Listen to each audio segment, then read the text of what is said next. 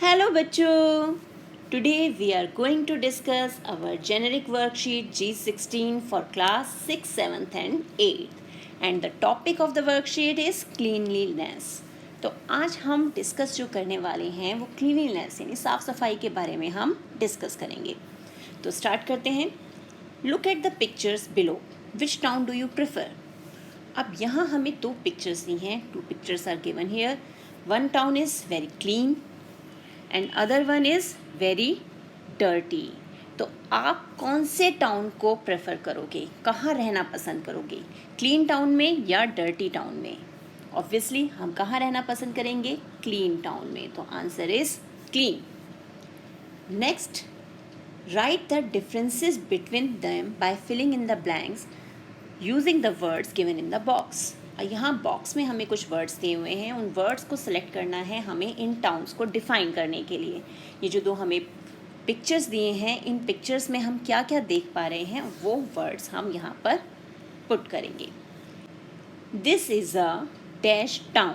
अब ये टाउन कैसा दिख रहा है हमें? ब्यूटिफुल. तो यहाँ पर वर्ड क्या आ जाएगा हमारा? ब्यूटिफुल. तो this is a beautiful town. The surroundings are, कैसी सराउंडिंग्स हैं यहाँ पर? आसपास क्या दिख रहा है हमें? Neat and clean. तो ये नीट एंड क्लीन, ये वर्ड्स हमारे आ गए यहाँ, neat and clean. People use dash to keep the surroundings clean. और यहाँ हमारे पास सराउंडिंग्स को क्लीन रखने के लिए क्या रखा हुआ है? डस्टबिन. तो पीपल यूज डस्टबिन्स. लोग डस्टबिन्स यूज़ करते हैं to keep the surroundings clean. Next आ जाते हैं हमारे डर्टी टाउन में, यानी ये जो हमारा पिक्चर है. दिस टाउन लुक्स वेरी, कैसा दिख रहा है ये? डर्टी. तो ये टाउन हमें डर्टी दिख रहा है. There is dash all around the place. हर जगह क्या फैला हुआ है? ये गार्बेज. तो यहाँ आ गया गार्बेज, कूड़ा फैला हुआ है हर जगह. People dash use the dustbins. अब पीपल यहाँ पर लोग जो हैं, क्या वो डस्टबिन यूज़ कर रहे हैं? अगर वो डस्टबिन यूज़ करते तो ये कूड़ा ऐसे नहीं फैला होता. It means they are not using the dustbin. So people do not use the dustbins to throw the garbage. Garbage फेंकने के लिए वो डस्टबिन्स का यूज़ नहीं करते. नेक्स्ट आ जाते हैं. अब क्या है हमारे पास? How do your surroundings look like. अब आप बताइए, आप जहाँ रहते हैं आपके आसपास की सराउंडिंग्स कैसी दिखती है? So my surroundings are very neat and clean. There is a beautiful park in my neighbourhood. A lot of greenery is there. तो मैं जहाँ रहती हूँ वहाँ पे सराउंडिंग्स बहुत ही साफ़ हैं, वहाँ पे ब्यूटिफुल पार्क भी है और पार्क में बहुत ज़्यादा ग्रीनरी भी है. Question number 4. How can you keep your surroundings clean? Let us answer this question by choosing the correct option to fill the blanks. अब यहाँ पे हम अपने सराउंडिंग्स को कैसे साफ रख सकते हैं, क्लीन कैसे रख सकते हैं, उसके लिए कुछ सेंटेंसेस फ्रेम करने हैं और उन सेंटेंसेस को कंप्लीट करने के लिए हमारे पास जो ब्लैंक्स हैं उन्हें भरने के लिए ऑप्शंस दिए हुए हैं, उनमें से करेक्ट ऑप्शन हमें चूज़ करना है. First, all of us like to live in a dash neighbourhood और सराउंडिंग्स. तो हम सभी कैसे सराउंडिंग्स में रहना पसंद करते हैं? क्लीन और डर्टी? क्लीन. तो यहाँ आंसर आ गया clean. We must practise both personal and environmental dash. तो क्राउड और क्लीनलीनेस? क्लीनलीनेस. तो यहाँ आ गया cleanliness. Next, this will help us to live a dash life. अब जब हम अपने आसपास साफ सफाई रखेंगे तो उससे हमारी लाइफ कैसी होगी? अनहेल्दी और हेल्दी? Very good, healthy. तो यहाँ आ गया हेल्दी. नेक्स्ट, वेस्ट और garbage dash be thrown anywhere but only in dustbin. कि जो हमारा कूड़ा है उसे क्या करना चाहिए? कहीं भी फेंक देना चाहिए या सिर्फ डस्टबिन में डालना चाहिए? तो कूड़ा हमें हमेशा कहाँ डालना चाहिए? गार्बेज? डस्टबिन में.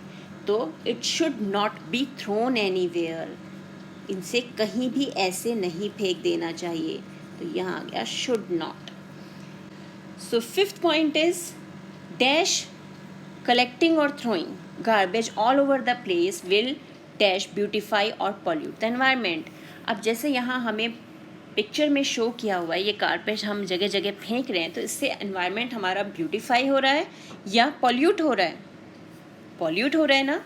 तो इट मीन्स थ्रोइंग, अगर हम गार्बेज को कहीं भी फेंकते हैं, हर जगह फेंके जाएं, तो उससे क्या होगा? It will pollute the environment, से पॉल्यूशन होगा।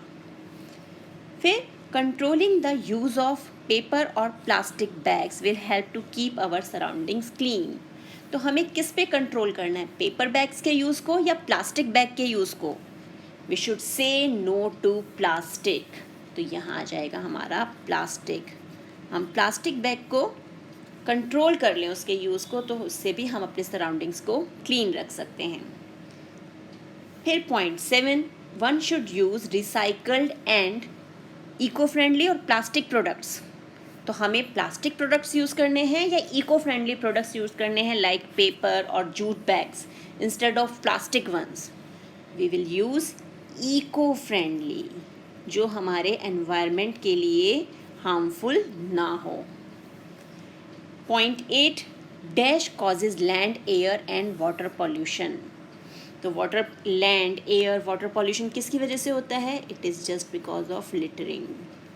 तो यहाँ आ गया littering.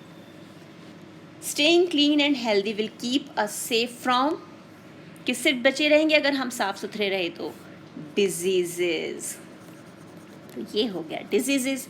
So we should keep the surroundings clean and live a happy life and healthy life. तो ये हैं हमारे डिफरेंट पॉइंट्स, जिससे हमें पता चलता है why should we keep our surroundings clean, हमें अपने आसपास साफ सफाई क्यों रखनी है। तो आप जल्दी से इस वर्कशीट को सॉल्व कीजिए और अपने आसपास साफ सफाई बनाए रखिए। मिलते हैं एक और वीडियो में, तब तक keep practising and keep enjoying.